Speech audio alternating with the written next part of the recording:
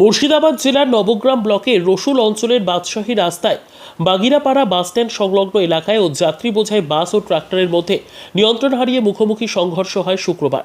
এই পথ দুর্ঘটনায় বাদশাহী রাস্তাটি অবরুদ্ধ হয়ে পড়ে কিছুক্ষণের জন্য এবং বাসে থাকা বেশ কিছু যাত্রীদের সামান্য আঘাত লাগে। তাদেরকে স্থানীয় উপস্বাস্থ্য কেন্দ্রে নিয়ে যাওয়া হয় চিকিৎসার জন্য বলে জানা যায় স্থানীয় মানুষদের পক্ষ থেকে।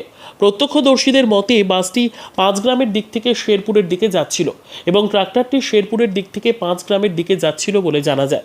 বর্তমানে নবগ্রাম থানার পুলিশ খবর পেয়ে ঘটনাস্থলে ছুটে আসে। ট্রাক্টরটিকে ক্রেনের মাধ্যমে এবং ক্ষতিগ্রস্ত বাসটিকে নবগ্রাম থানার পুলিশ উদ্ধার করে নিয়ে যায়।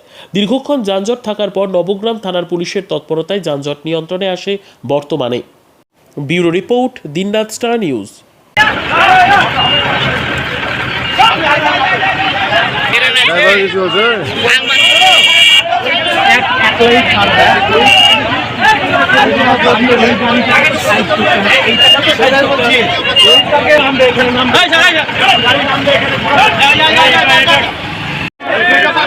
গাড়ি পিছন থেকে শুরু রেখে গাড়ি স্টার্ট হবে।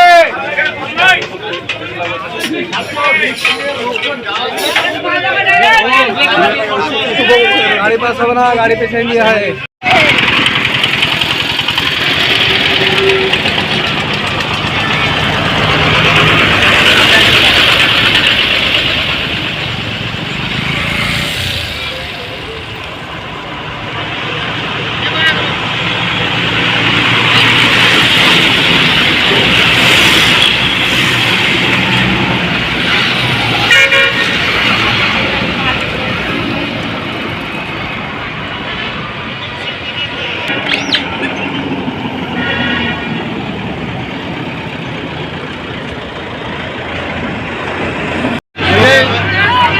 বাসটা সঙ্গে ট্রাক্টরটার একসঙ্গে দুটো রং ছাড়িয়েছিল।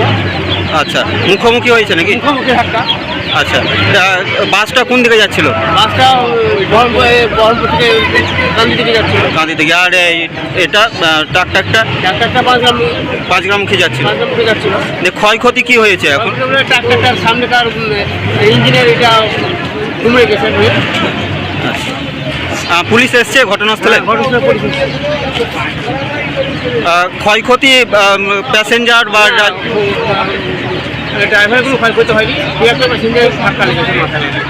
আচ্ছা, তাদেরকে কোথায় নিয়ে যাওয়া হয়েছে? আপনার নাম?